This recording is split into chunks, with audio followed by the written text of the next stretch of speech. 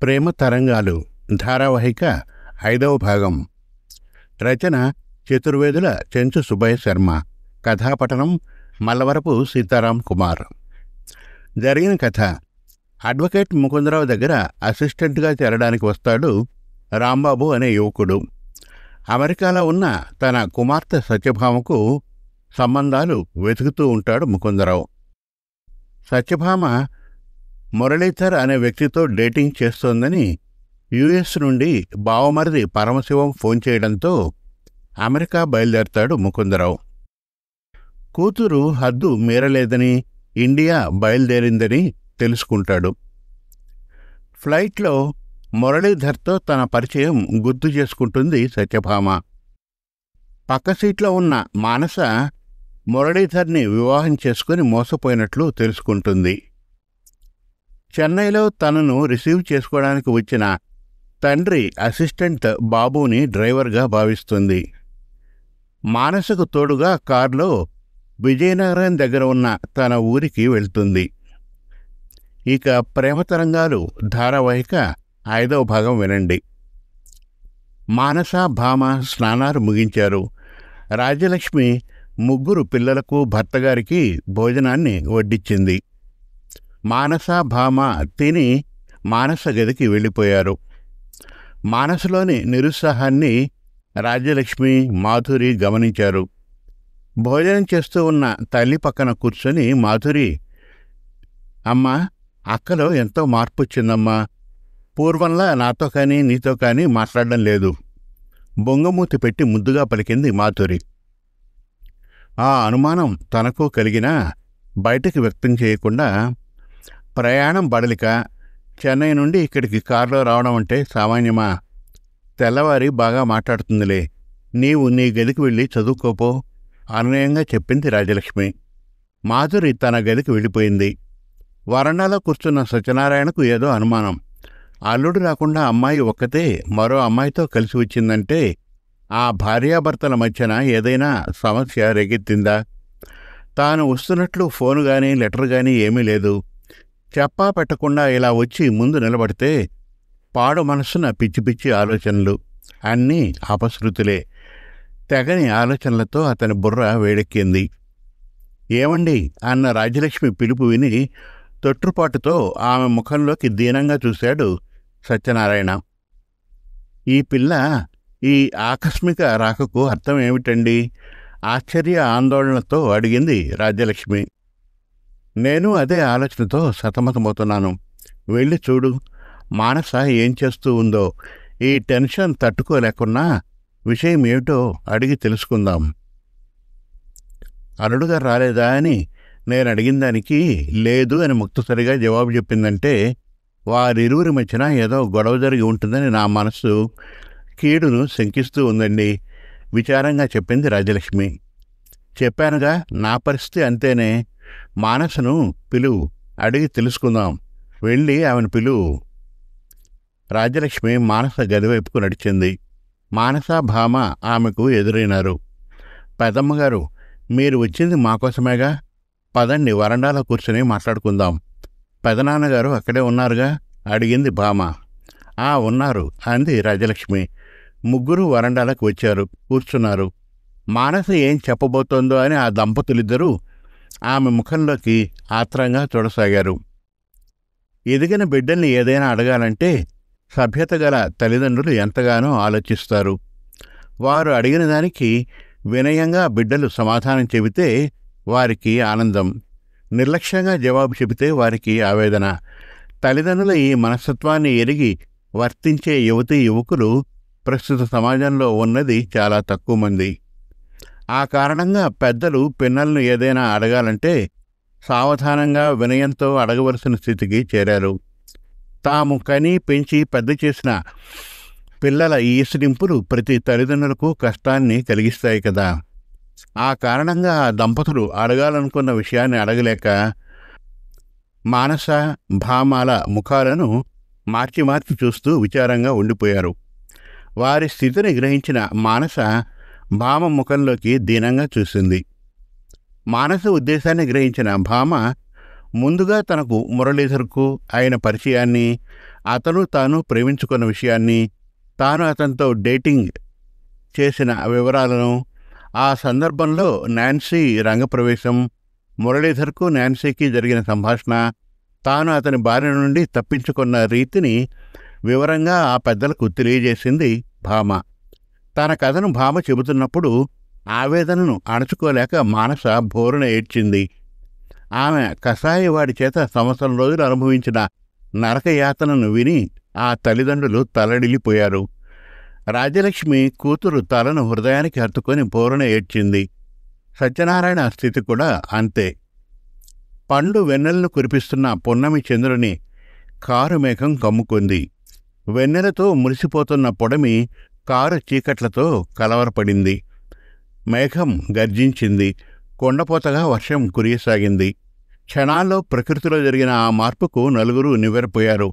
ఒకరి ముఖాలొకరు చూసుకున్నారు. నలుగురి ముఖంలోనూ ఒకే భావన. అమ్మా సత్య, చిన్నదానమైన నీకు చేతులెత్తి నమస్కరిస్తున్నాను తల్లి. నీవు నా బిడ్డకు చేసిన సహాయాన్ని నేను నా జన్మలో మర్చిపోలేను. అమ్మా, నీవు మానస ఆ రాక్షసుడి బారి నుండి తెలివిగా తప్పించుకొని క్షేమంగా స్వదేశానికి చేరినందుకు నాకు చాలా సంతోషంగా ఉందమ్మా, గద్గద స్వరంతో చెప్పాడు సత్యనారాయణ. భామ చెప్పిన కథను విని తన తల్లిదండ్రులు తనను ఒక్క మాట కూడా అనకుండా తన మీద పూర్వపు అభిమానాన్ని, ఆప్యాయతను చూపినందుకు మానస సంతోషించింది. అమ్మా, నాన్న, మీరు నన్ను ఆడపిల్లగా భావించి నాకు చేయవలసినవన్నీ ఎంతో గొప్పగా నిర్వహించారు. నా క్షేమ సౌఖ్యాలను కోరారు. కానీ విధి నిర్ణయం వేరుగా ఉన్న కారణంగా నేను ఈ స్థితిలో మీ ముందు ఉండవలసిన పరిస్థితి ఏర్పడింది. ఇకపై మీరు నన్ను కూతురుగా భావించవద్దు, కొడుగ్గా భావించండి. ఒక కొడుకునై నేను నా తల్లిదండ్రులకు వారి శేష జీవితకాలంలో ఆనందాన్ని కలిగించే అవకాశాన్ని నాకు మీరివ్వాలి.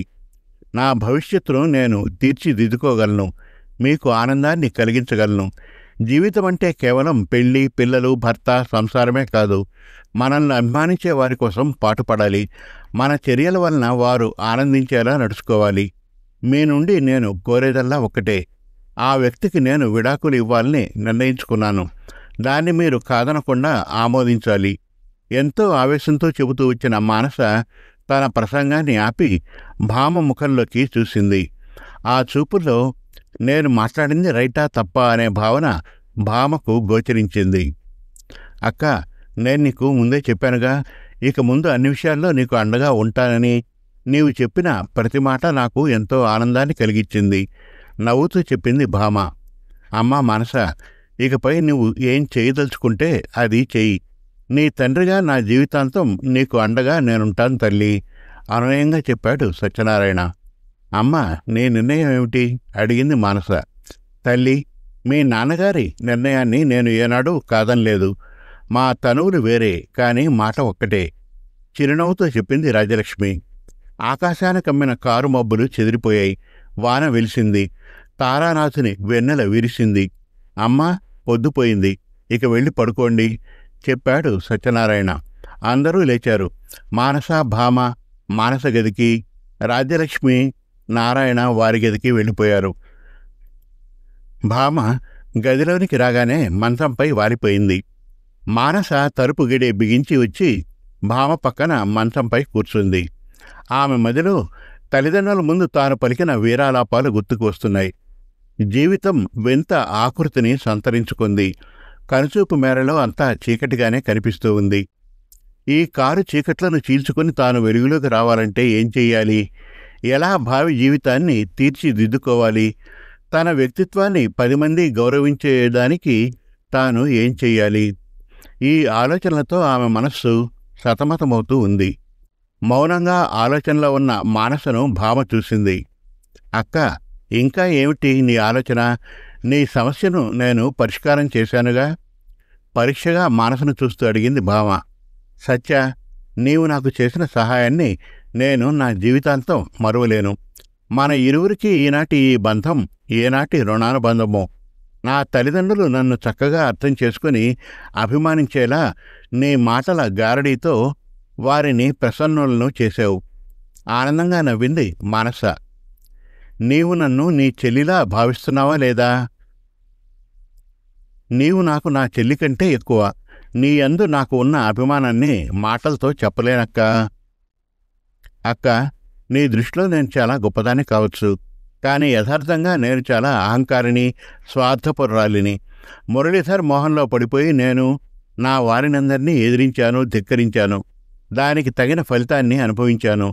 నిన్ను కలిసిన తర్వాత నీ కథ వినగానే నాలో జ్ఞానోదయం కలిగింది. నా తప్పు నాకు తెలిసి వచ్చింది. తల్లి, తండ్రి, బంధువుల విలువలను తెలుసుకోగలిగాను. నాలో ఇంతటి మార్పుకు కారణం నీవు. మన ఇరువురం ఒకే వ్యక్తి స్వార్థానికి బలైన వాళ్ళం. వాడి కపట ప్రేమకు మోసపోయిన వాళ్ళం, ఓడిపోయిన వాళ్ళం. కానీ ఎప్పుడూ ఇకపై ఆ చేదు జ్ఞాపకాలను తలుచుకుంటూ కృంగి కృషించిపోకూడదు. ఆ గతాన్ని సమాధి చేసి మన భావి జీవితాన్ని మంచి ఆలోచనలతో, ఆచరణతో చక్కగా తీర్చిదిద్దుకోవాలి. దానికి నేను నీకు, నీవు నాకు ఎప్పుడూ అండగా, ఐక్యంగా ఉండాలి. ఏమంటావక్క? దీనంగా అడిగింది భామ. భామను చూసిన మానస తన గతాన్ని తలుచుకొని పైకి ఎంతో గంభీరంగా మాట్లాడుతున్నా హృదయంలో సత్య బాధపడుతూ ఉందని గ్రహించింది. సత్య, నీ చివరి మాటలు నాకు ఆమోదం. నీకోసం నన్ను నీవు ఏం చేయమన్నా చేయడానికే నేను సంసిద్ధం. జీవితంలో ఒకసారి మోసపోయిన మనం ఇకపై ఎప్పుడూ అలాంటి స్థితిని ఎదుర్కొనబోము. కారణం, ఆ చేదు జ్ఞాపకాలు మన నుండి మనం చచ్చేంత వరకు వీడిపోవు కాబట్టి. మన భావి జీవితాన్ని తీర్చిదిద్దుకోవడం మన వంతు. మన పెద్దల్ని గౌరవించి అభిమానించడం మన కర్తవ్యంగా భావించాలి. ఎందుకంటే వారు జీవించి ఉన్నంతకాలం మనం అన్ని విధాలా ఆనందంగా, హాయిగా ఉండాలని మన కోసం తాపత్రయపడేది వారే కనుక సాలోచనగా చెప్పింది మానస. అక్క, నీతో నేను ఏకీభవిస్తున్నాను. తన చేతిని మానస చేతిలో ఉంచింది భామ. నేను బీఈడీ చదవాలని నిర్ణయించుకున్నాను సత్య. అంటే టీచర్గా వెళ్ళాలనా? అవును. నాకు ఆ చిన్నారుల ముఖాలన్నా, ఆ ప్రశాంత వాతావరణం, ఆ గౌరవం అంటే ఎంతో ఇష్టం. చిరునవ్వుతో చెప్పింది మానస. అక్క, నీ నిర్ణయం చాలా మంచిది. నా చిన్నప్పుడు మా నాయనమ్మ చెబుతూ ఉండేది, అన్ని దానాల్లోకి గొప్పది విద్యాదానమని. నేను ఊరికి వెళ్ళి అమ్మానాన్నలతో మాట్లాడి ఓ కాన్వెంట్ స్కూల్ను ఓపెన్ చేస్తాను. నీ ట్రైనింగ్ పూర్తయిన తర్వాత నీవు టీచర్గా నా స్కూలుకు రావాలి. నవ్వుతూ భామ చేయి జాచింది.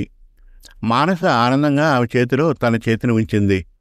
రేపు లాయర్ను కలిసి విషయం చెప్పి నీ చేత విడాకుల పత్రాల మీద సంతకం చేయించి వాటిని సాంబయ్యకు చేర్చే ఏర్పాటు చేయడమే మన పని. అక్క, నిద్రస్తూ ఉంది, ఇక పడుకుందాం అంది భామ. ఇరువురూ ప్రశాంత చిత్తంతో శయ్యపై వాలారు. మరుదినం ఆదివారం ఉదయాన్నే మంచి టైం చూసుకుని మానస, భామ, నారాయణ విజయనగరం వెళ్ళి లాయర్ పురుషోత్తమరావు గారిని కలిశారు. భామ మురళీధర్ తన విషయంలో, మానస విషయంలో చేసిన మోసాన్ని, మానసను గురి చేసిన చిత్రహింసలను గురించి వివరించింది. అన్ని వివరాలు వారు శ్రద్ధతో విన్నారు. అమ్మా మానస, నీకు విడాకులు సమ్మతమేనా అడిగారు.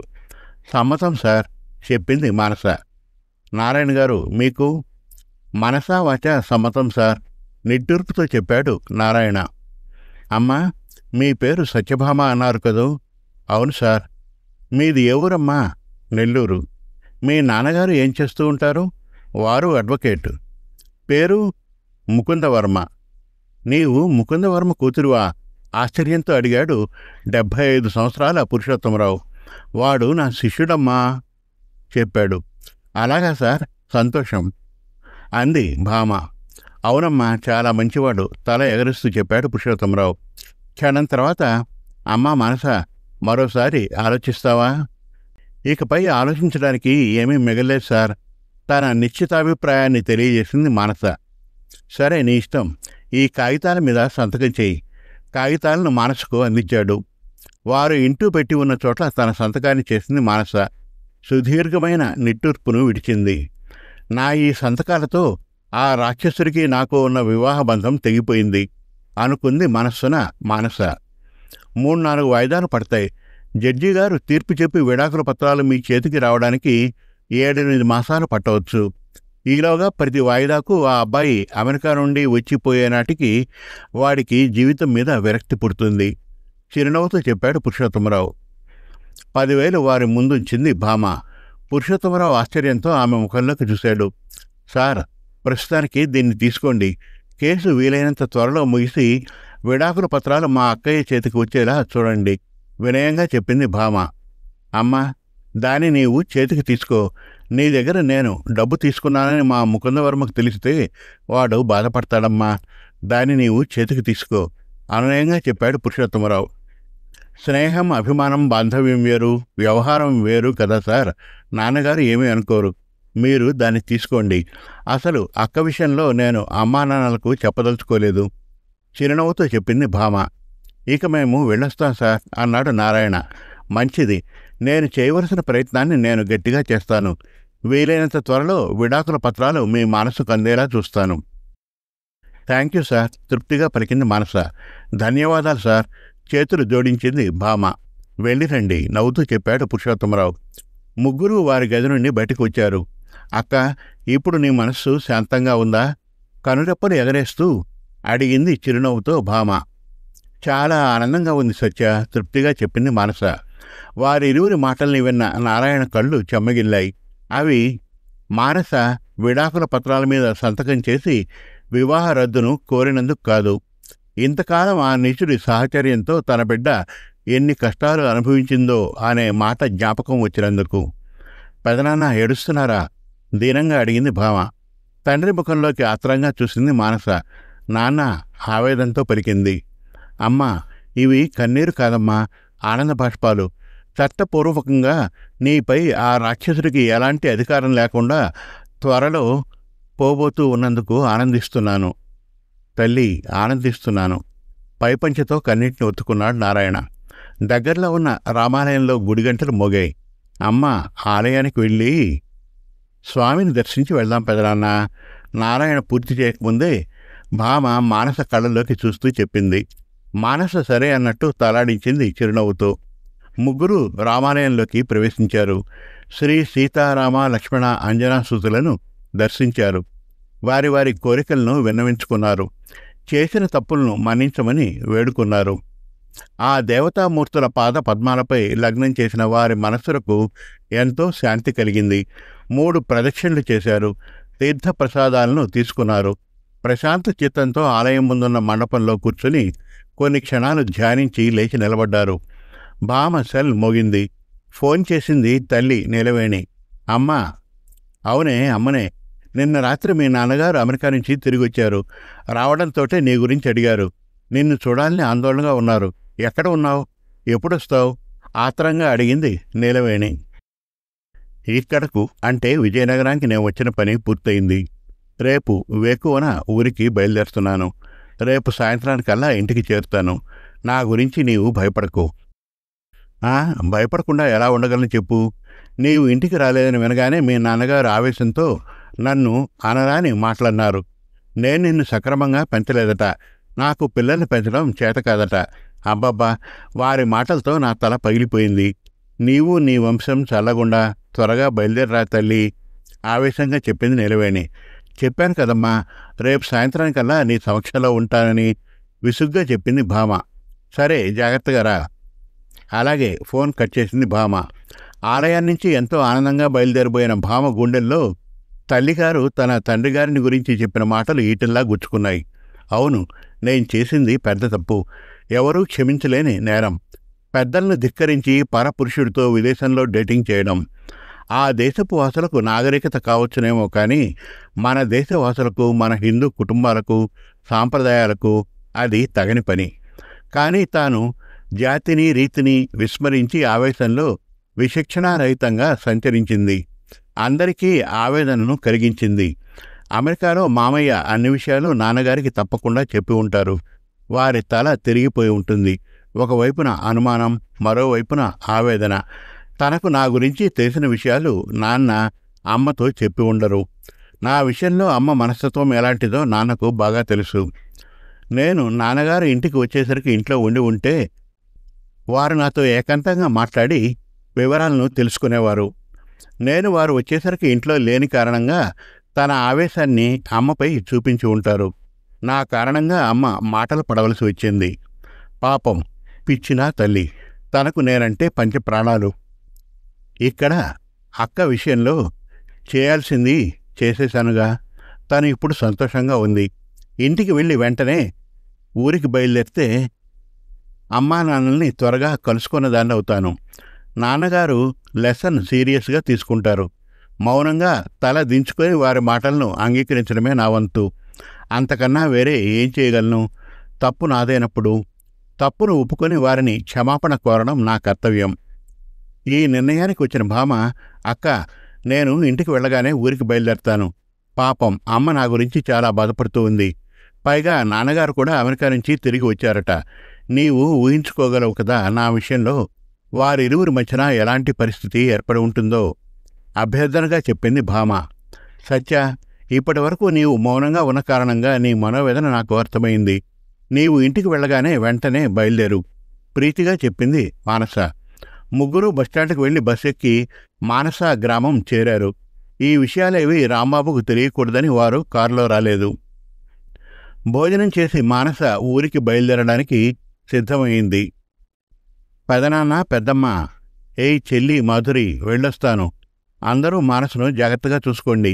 మీ అందర్నీ తాను ఒక్కతే చూసుకోగలదు కదా అక్క, నవ్వుతూ చెప్పింది భామ. మానస భామను సమీపించింది. ఆమె 2 చేతుల్ని తన చేతులతో పట్టుకుంది. మరోసారి చెబుతున్నాను సత్య, నీ రుణాన్ని తీర్చుకోవడానికి నాకు ఈ జన్మ చాలదు చెల్లి. ఆ క్షణంలో మానస కంఠం బొంగురిపోయింది. కళ్ళల్లో కన్నీరు. దీనంగా భామ ముఖంలోకి చూసింది. 4 కళ్ళు కలిశాయి. భామ అదే స్థితికి రాబోయింది. తలను పక్కకు తిప్పి కొన్ని క్షణాలు తమాయించుకొని, అక్క చెల్లెళ్ళ మధ్యన ఎప్పటికీ రుణం అనేది ఉండబోదక్క. మన మధ్యన శాశ్వతంగా ఉండబోయేది ప్రేమ. సరేనా? ఇక నేను బయలుదేరుతాను, జాగ్రత్త, అనునయంగా చెప్పింది భామ. పెద్దల ఇరువురి పాదాలను తాకి కళ్ళకదుకుంది. మాధురిని దగ్గరకు తీసుకుని నొసలను ముద్దు పెట్టి, చిన్న, బాగా చదువు అంది. కారును సమీపించింది. డ్రైవర్ సీట్లో తాను కూర్చుంది. బాబు వెనక సీట్లో కూర్చున్నాడు. బైక్ చెప్పి భామ కారును స్టార్ట్ చేసింది. ఇంకా ఉంది ప్రేమ తరంగాలు ధారావాహిక 6వ భాగం త్వరలో. మరిన్ని చక్కటి కథల కోసం, కవితల కోసం, వెబ్ సిరీస్ కోసం మనతెలుగుకథలు.com విజిట్ చేయండి. Thank you.